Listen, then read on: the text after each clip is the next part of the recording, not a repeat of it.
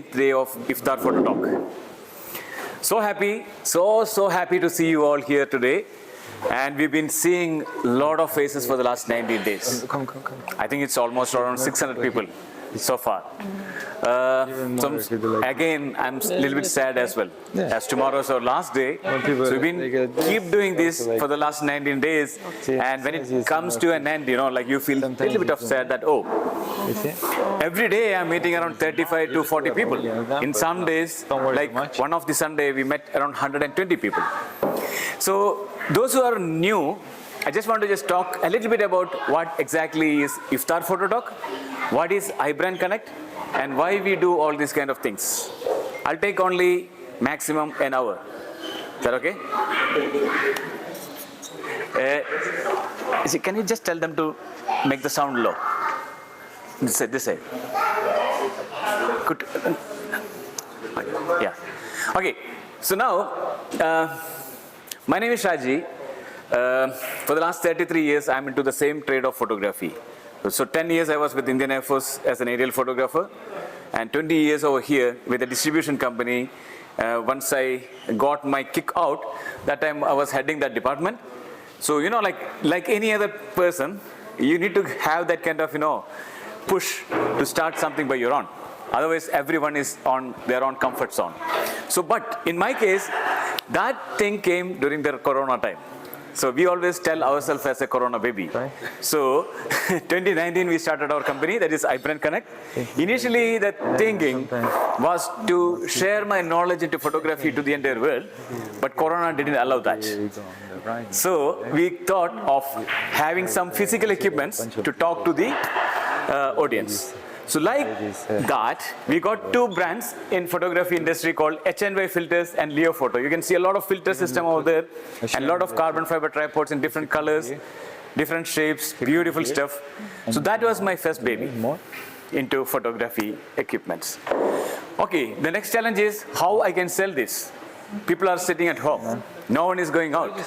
So when all of us are able to go out with the support of UAE government, along with the mask in 2020, we also went out.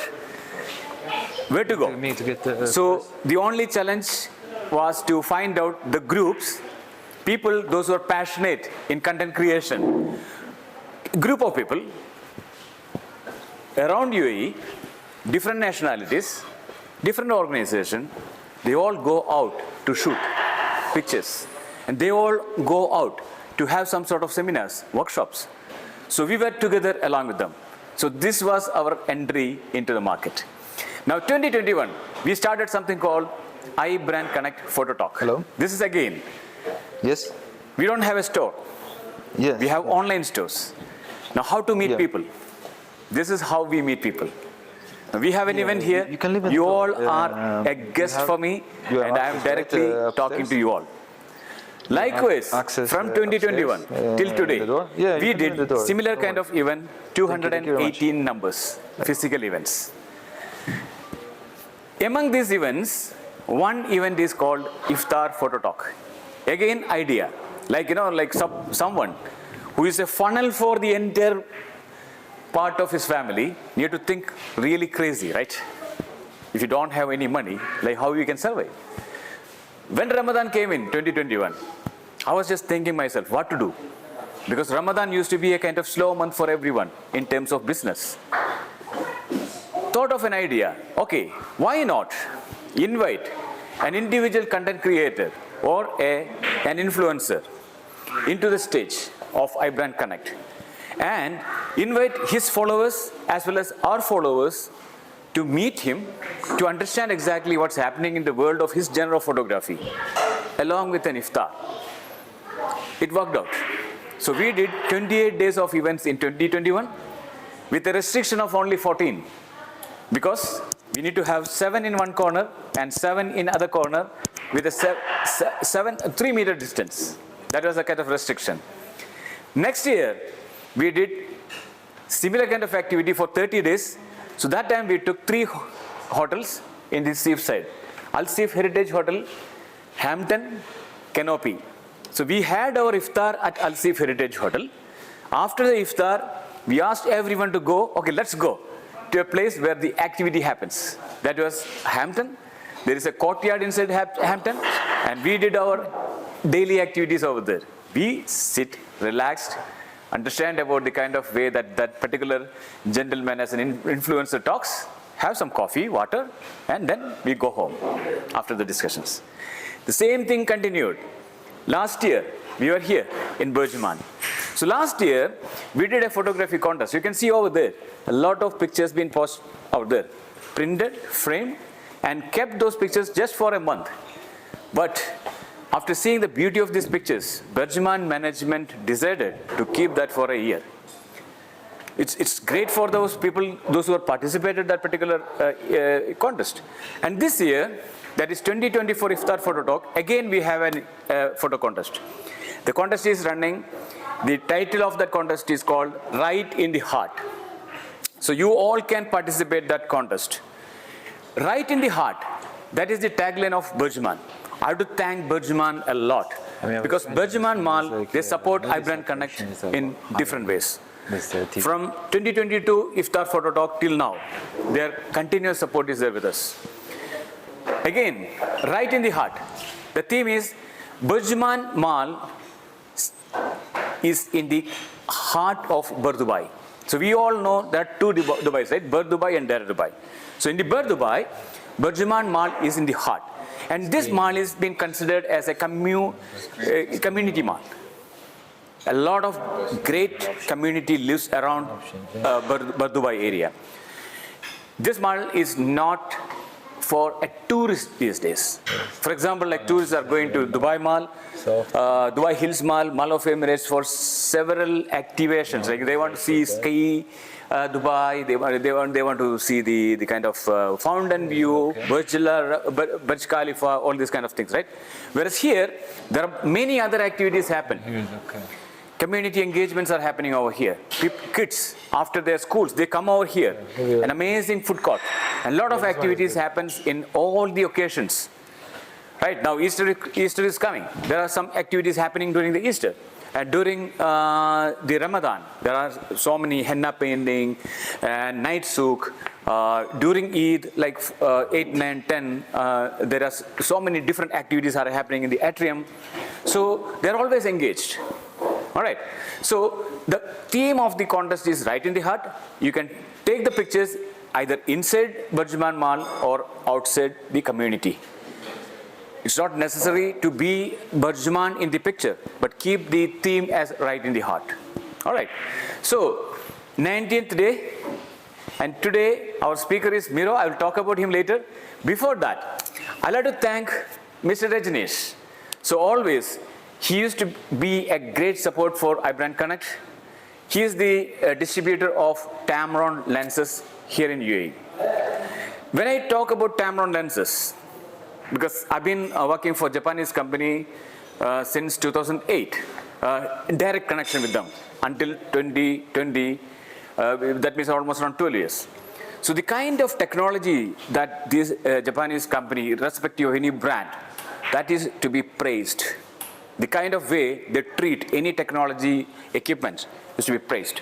When it comes into Tamron, see, we say Nikon, Canon, Sony, Fujifilm, all are premium level cameras, right? They make lenses as well. But at the same time, there are third party, we just call it as third party, called Tamron, Sigma, Samyang, Lavoa, Veltrox, these kind of lenses.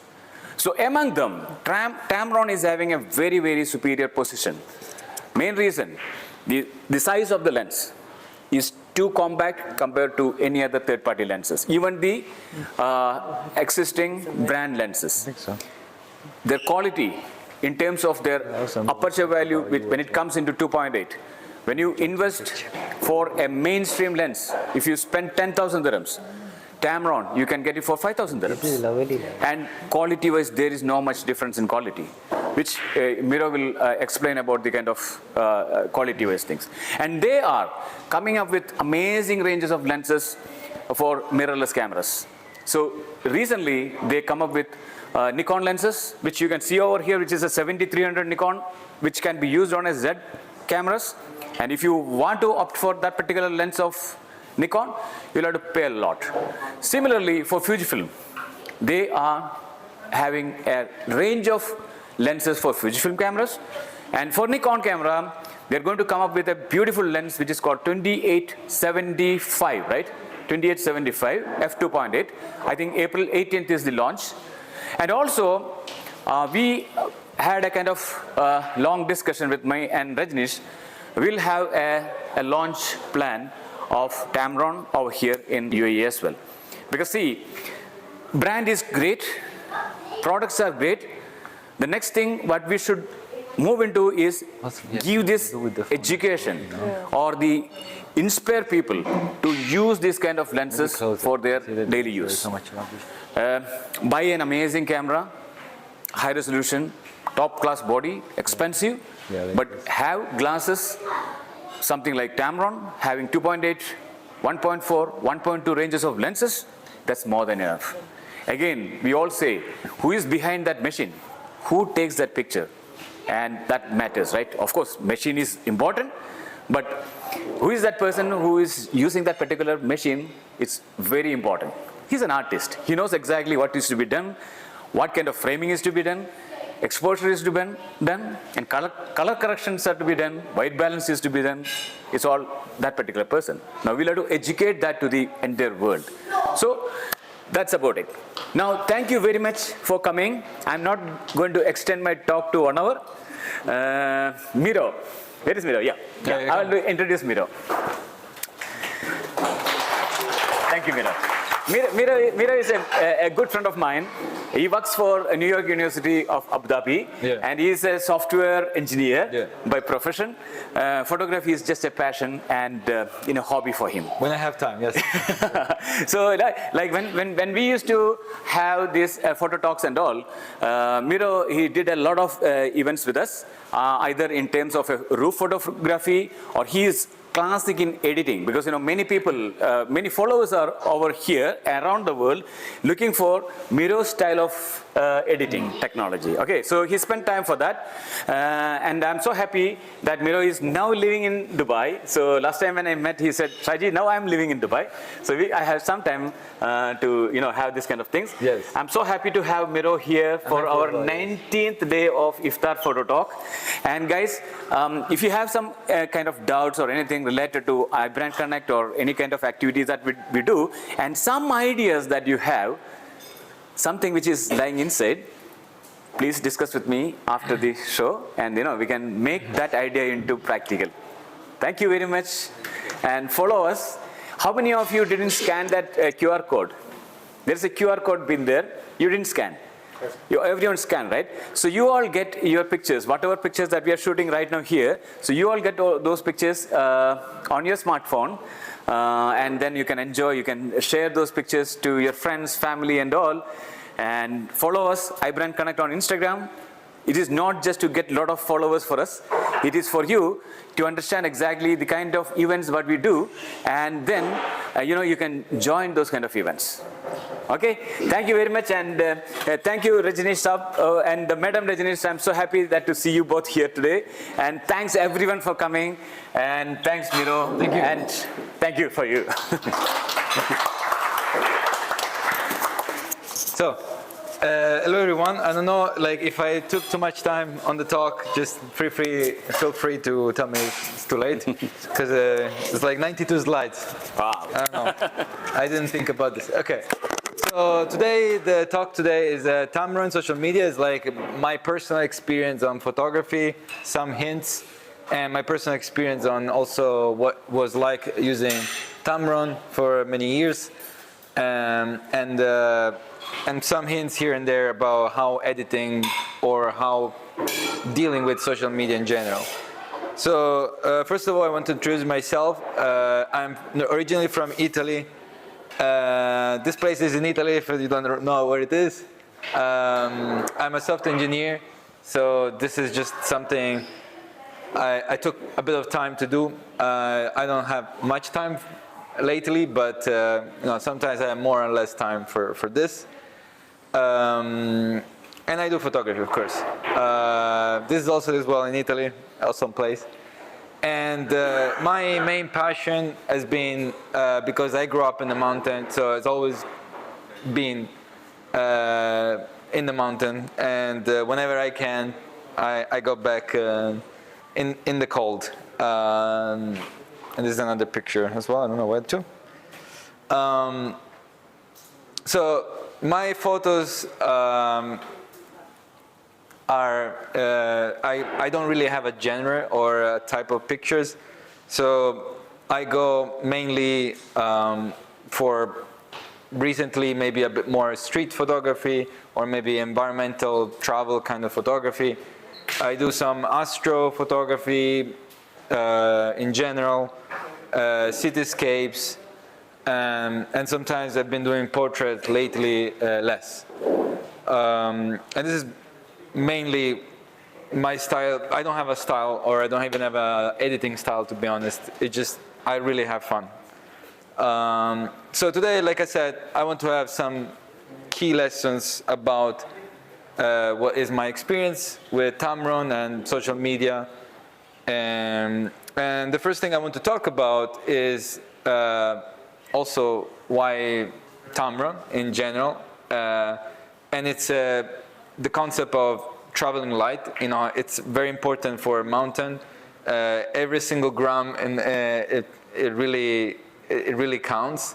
So sometimes you actually switch maybe, I don't know, some lighter cooking device for something lighter just because you save 500 grams. You know, so it's really important. So my experience has been with the Sony, but this decision came later because it's a full frame, and at that time I just wanted to have something better for astrophotography. And the reason why I chose this Sony is because actually this was the main reason, because it's a wide-angle lens and it's 2.8, and this was also the decision why I went to Sony rather than any other. So I think in my example, the process was inverse. I chose the camera because of the lens, and I think many of us maybe have this experience. This was, to me, the first time, because this was what was my main workhorse for landscape and astrophotography. And then I have a more general purpose lens for a bit longer. And at that time, I had the Sony one. Now there is a Tamron even here, but I have the Sony one because at that time the one from Tamron was not existing. And those basically was my set of the entire set of for my camera, for landscape and everything else. The reason why those two lenses were important in a way as well, and the reason why I struggle with the last one, is because both of them has the filter thread at 67 millimeters. So what it means is that I was able to have only this for the filter. Because before I had the Nisi filter, and it was, I remember 900 grams, the whole package. And this is only 300 grams, and it's so much smaller. And so I was able to have, you know, in fact, you can see the case, you have the polarizer, and then you have a 3, 6, and 10 stops filter, and that's all I had. I don't have graduated filter myself, because if you are more experienced on digital blending, and I will show you later, those are for me not needed in general, because you can do much more if you just combine pictures. And we are going to see this later on with some examples. And those are also magnetic, and I think Saji also has the HNY, which are exactly the same. So you have a filter, you just with the lens, and that's all you need, because you don't really need to screw anything. You don't need to carry extra weight on anything. So you just put and you do a long exposure, like this example here. Of course, I took the picture first and then I did the video. So my experience with Tamron lens has been, of course, the main purpose, I think, for me was reducing the filter size, and that was the main factor about the decision. But as you can see, you know, there's a massive difference between what it is, the Tamron one and the Sony lens. And on top of that, I mean, like I said, 67 millimeters. And I really was concerned, you know, because it's a third-party lens. Usually you say Sony lens should be better, but there was absolutely no difference. And whenever I was going online, no one actually was able to find any difference. So to me, there was a no-brainer, especially because Tamron was cheaper anyway. So in all fronts was a much better choice. And the choice of the Sony came because of the astrophotography as well. My experience with the Tamron has been, you know, surprisingly good, considering that I went from wet grass to waterfall. I don't know, you can see where the lens is basically wet. I went to hiking, you know, in very bad places, and I even got really bad weather many times. So it just, for many, many years has been, I don't know, they're still intact, and my experience has been good because of this as well. And with the Sony, I've been to many places, especially in the mountain, and I took all sorts of pictures, even in extreme conditions like more ice, in the desert. This has been, like, of course, like we said, astrophotography was a big thing, and I still go. We saw a lot of sand, a lot of good astro pictures, and as well as cityscapes. This lens is really good also when it comes to cityscapes. I don't know if here you can see it. I mean, the lights and everything is very sharp. So really, really good quality. And in terms of even normal daily portrait, and maybe some people can use the prime lenses for this, there is absolutely no difference between the 2.8. You can do even at night with the Sony very easily, and during the day, of course. So the second thing I want to show you is a bit more related to social media. So a bit of planning, and in particular, I think something that I don't see talk very much in anywhere, which is a bit more like reverse engineer location. So reverse engineer is a term that is used in computer science more for try to guess how things are done in some ways. So one example is this. We have Seceda, we have a random tourist. Seems like there is some wooden, there is some kind of thing that avoid people to jump down, I guess. From this location, I wonder if it's possible or not to take a nice picture from any of this place. The only thing we know so far is the Seceda. So the first thing I do, apart from the location in the picture, is, of course, we need to be all good. When it comes to planning, we all need to be good in Google Maps. And Google Maps on its own, like this, it doesn't look useful much. If we try to switch to satellite, it's a bit more helpful. But as you can see, it's unclear if it's even going on here. There are other types of map that are a bit more clear than even the satellite one. They are more specific for the mountain, but you know, so far it's unclear what's going on even here. If I go to Google Earth, it's already a much better view of how everything looks like, and I can plan much better. You know, even for the drone picture, I guess is going to be very good at planning a perspective, or if I can hike somewhere there, I can plan any of this. Then there is also, probably many of us know, this photo fills, that we know where the sun hits during the day in the mountain. But in the mountain, or even depending where you are, you know, in the sea, it's unclear really how the actual sun is going to hit, because you see there are mountains. There are mountains next to this mountain, so it's unclear how any of this is going to pan out when it actually there is sunset or things like that. So For this, there's another app which I use, which is the TPE. I think there is the name, complete name is a bit longer, and give you a visualization of 3D. There are other apps, of course, about this. They give you a visualization in 3D how the sun is going to hit. So sometimes you see there's a big mountain, maybe there is shadowing everything, so there's no even need to bother with sunset. There's not going to be any light. So this is very helpful. And then, of course, there is weather. I think any landscape photographer needs to be an expert in reading all of this. If I go back, I think you can go back.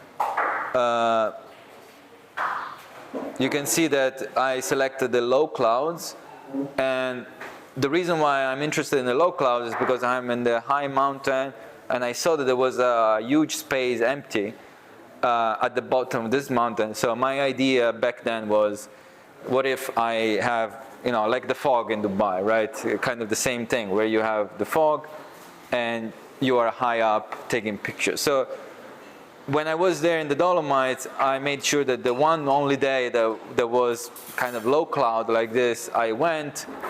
It happened, and now it's actually the same because it's winter.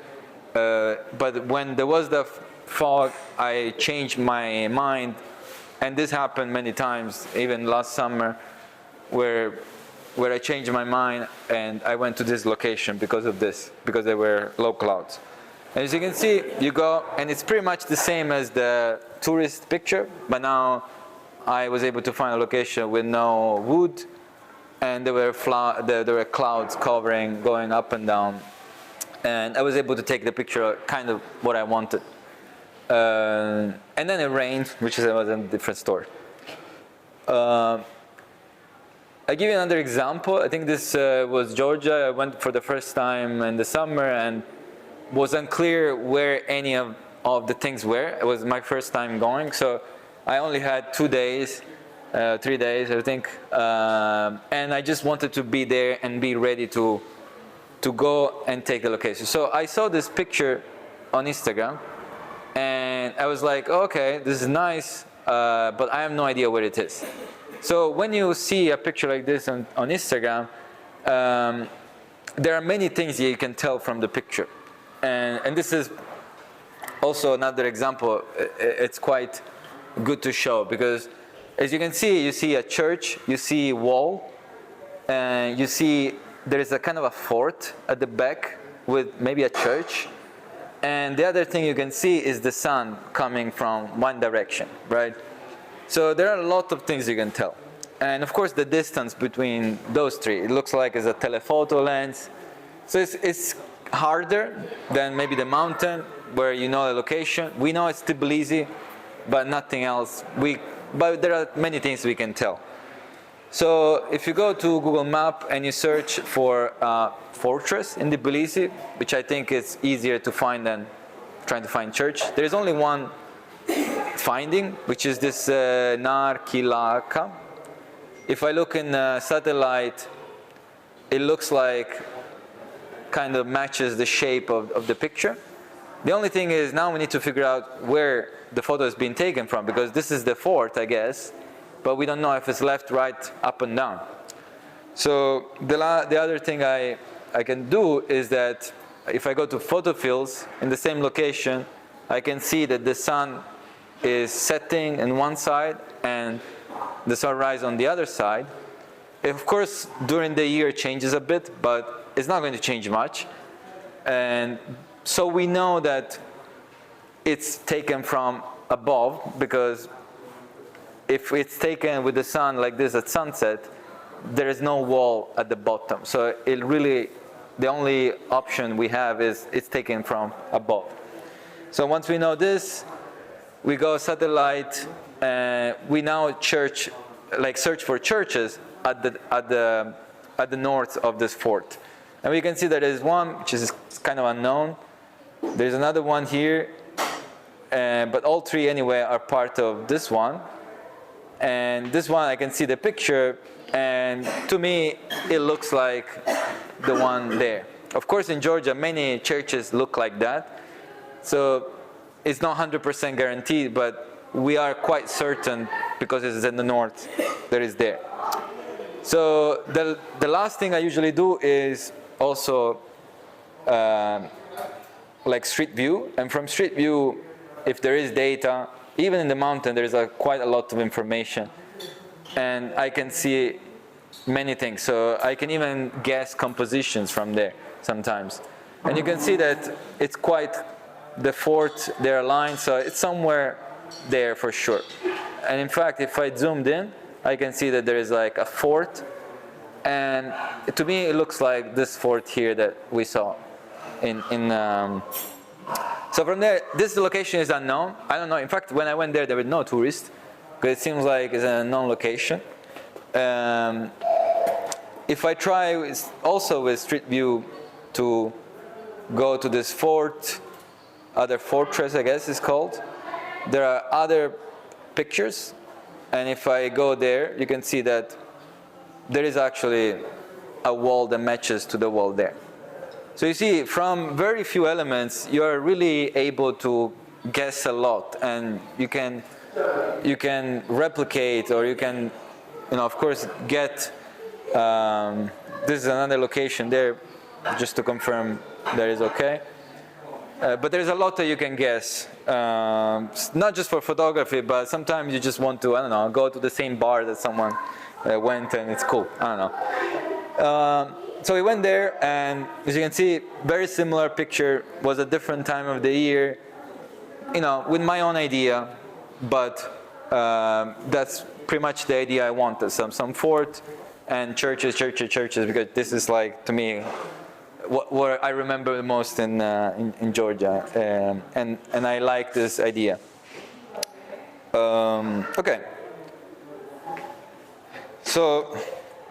Okay, it's good time. The other thing I want to talk about is digital blending. So this is more like something I was more focused on. To me, many times we do pictures, and we think as a picture as you take, and that's it. Just take once. We are used to do HDR pictures. We take several pictures and we merge later on. To me, digital blending can be advanced even more. Some people talk about even time blending, of course, because you can merge many things of the same frame. So what I like to say is like look in many different ways the same frame. So that's why digital blending. So like I said, one very easy example is the HDR. So this was sent by my friend Gaurav, that he was struggling to edit this picture, and I can see that he had an overexposed picture, so the foreground looks good, but the sky looks too bright. And then he had a darker exposure where the sky looks really good, but the foreground then becomes dark, of course. So he didn't really have many photos, so HDR needs a bunch of pictures, many of them. So only with 2-3 photos, there was not really much he could do with the software. But in Photoshop, you can merge this. And of course, this one is too dark. So the first thing is, to me, when I edit those pictures, merging the raw picture in Photoshop with digital blending, and there are various techniques that I'm not even going to mention. And you can merge, at first glance, you can merge the two exposures. Then, I was editing in the sky, and once again with Photoshop you can add the light with masks and luminosity masks. Same story, you add shadow. This is very common, for example, in street photography, where people add a lot of shadows. Same you can do here. And then general editing to finish up the photos. But the idea, like I was saying, digital blending is there is no perfect picture sometimes. Sometimes you have to take several pictures at different exposures in order to get the right one. Another idea of digital blending is like what it's called more like time blending. So like you take pictures over time because you want different elements over time. So you see here, there's stairs, there's always people. There is no way you find any time of the day, because this was 7 a.m. There is no any time of the day you find no people. Maybe there are, I don't know, maybe COVID, during COVID maybe you could. But the idea is that you wait and you take many pictures, and there's never going to be a perfect picture. But you can merge all of those pictures together.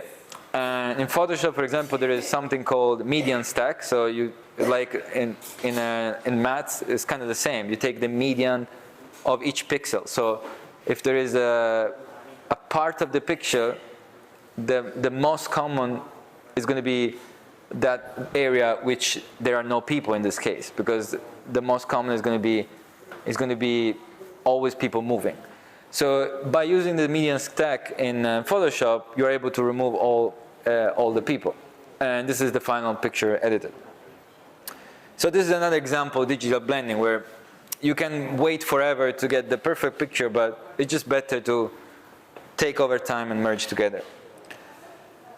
Another example is where the camera had difficulties having very contrasting picture in terms of white balance, because our eyes are good at merging, even exposure, but also white balance, different white balances. But the camera, you set the white balance at one settings, and you see that the tree now are, I don't know, bionic blue.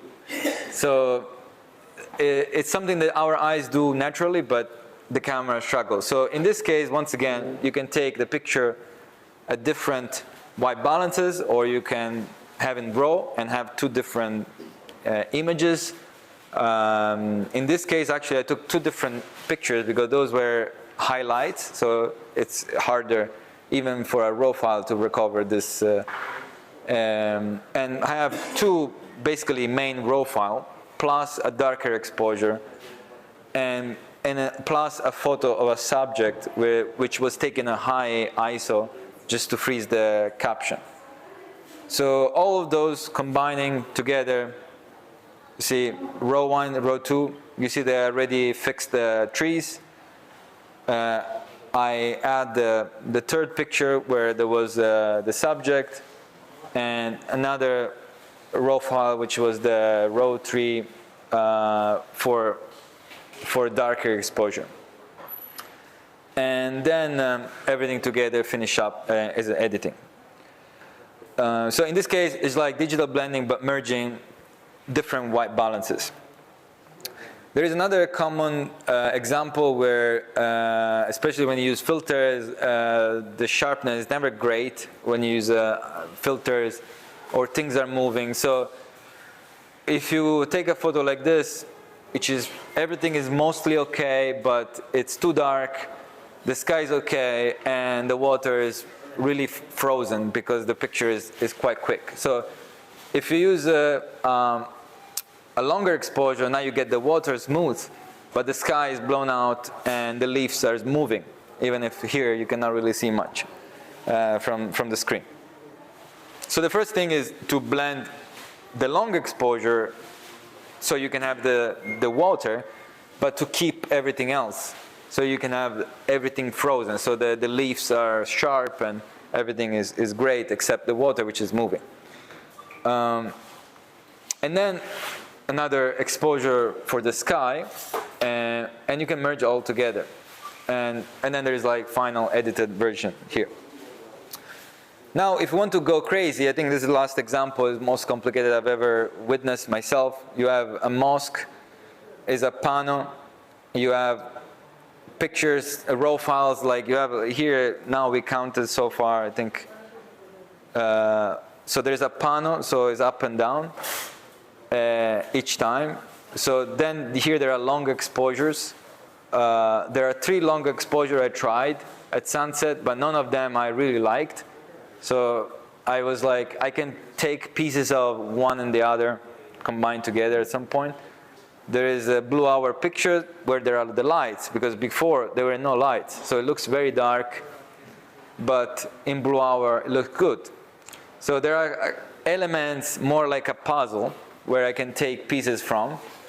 So what I do usually is like I start from a picture that almost look good.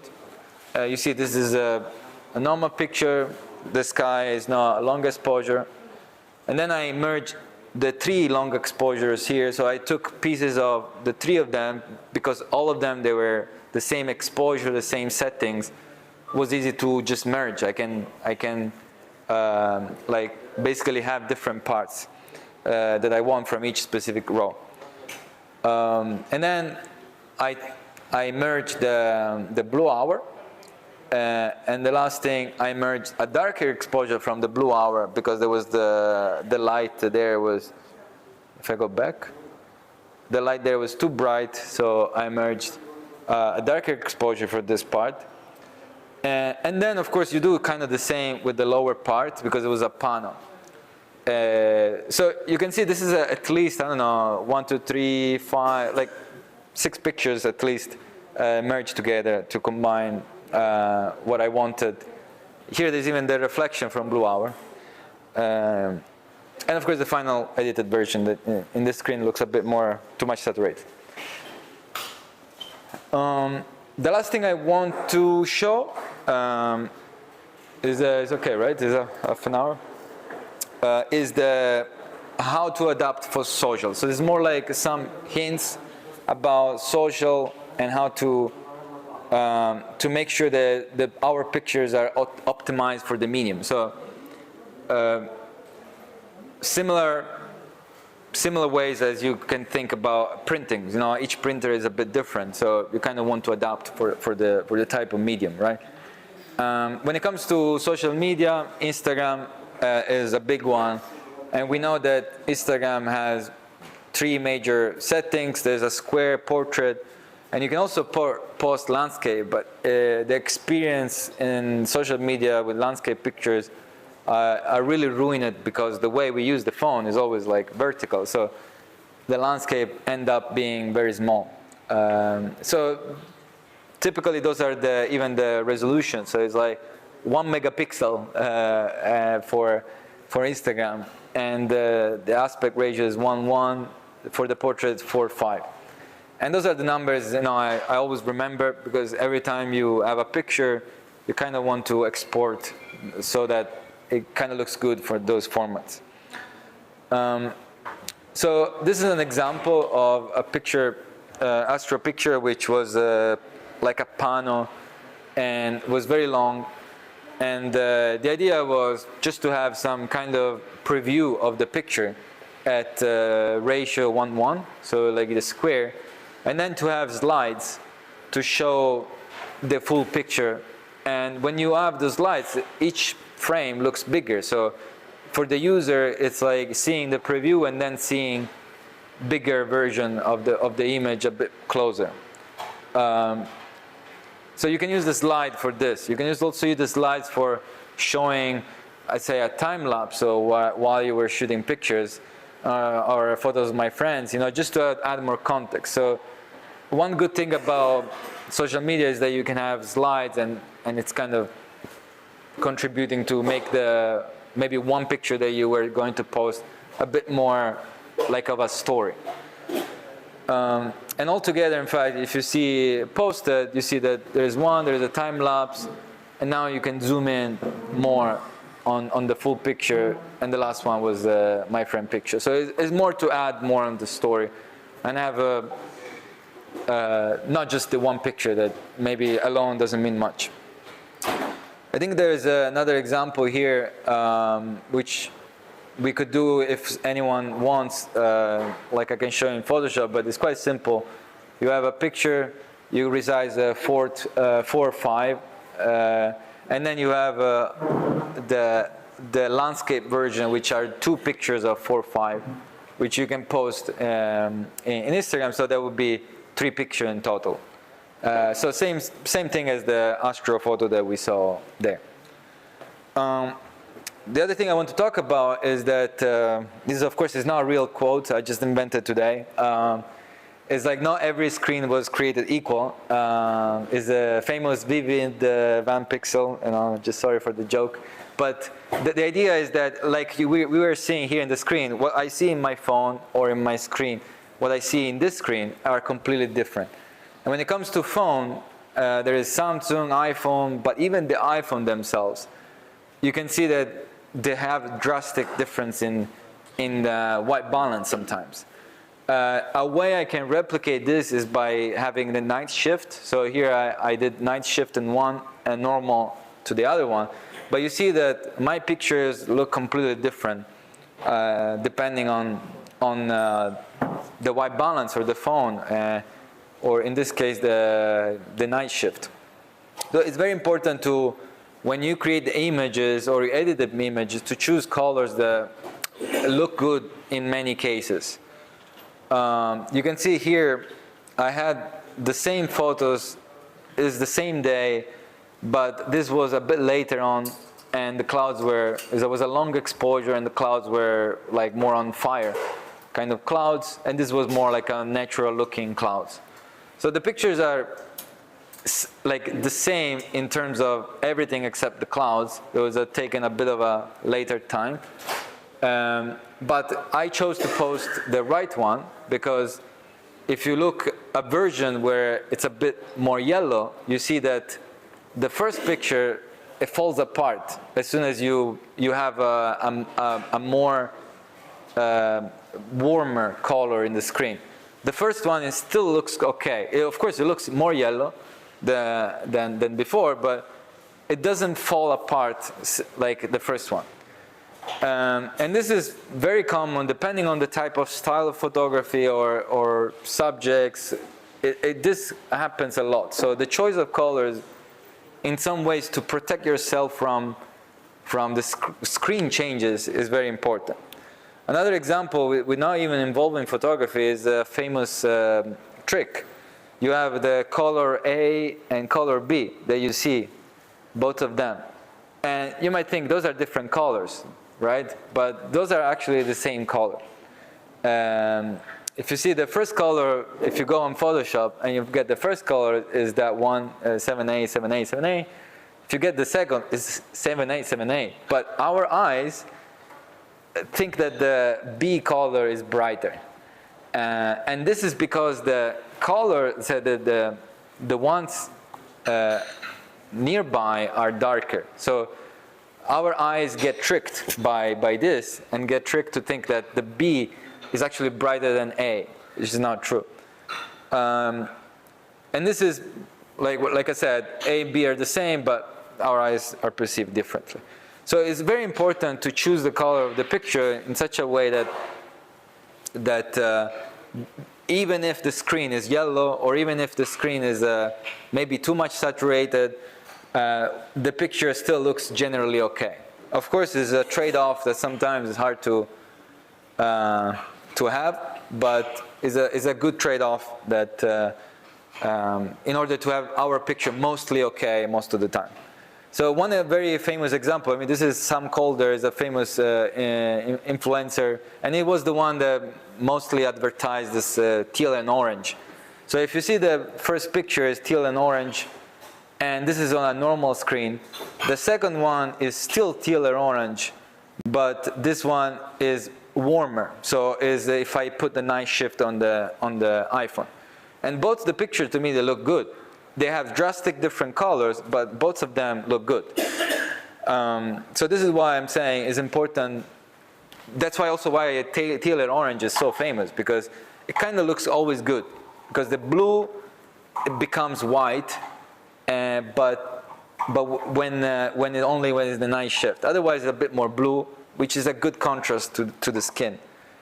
So that's why it works almost always in a good way. Another example is one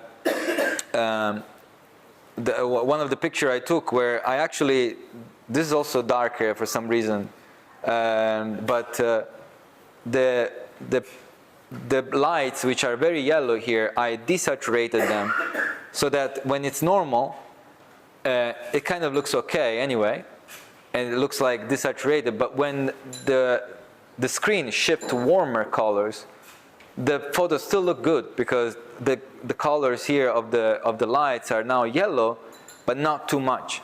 If I was having the picture like this as a starting point, if the screen shift to yellow, that would be even more yellow, and that would be kind of disgusting. So you kind of need to have a trade-off of the when you choose the color in general. So either, like we said, teal or orange, or night blue hour works very easily most of the time. But even in other cases, there are pictures that just don't work unless you have a calibrated screen and your own screen in general. Otherwise, people just see very different things. And that's why we wonder sometimes, how come that this picture wasn't liked? Because maybe, I don't know, people were watching it at night, and many people have night shift on their phone. And that picture maybe was not working on at night. So I think it is actually 35 minutes, but that's all. So I don't know if you have any questions of any kind. I went fast, I guess, but but at least it's half an hour. Thank you.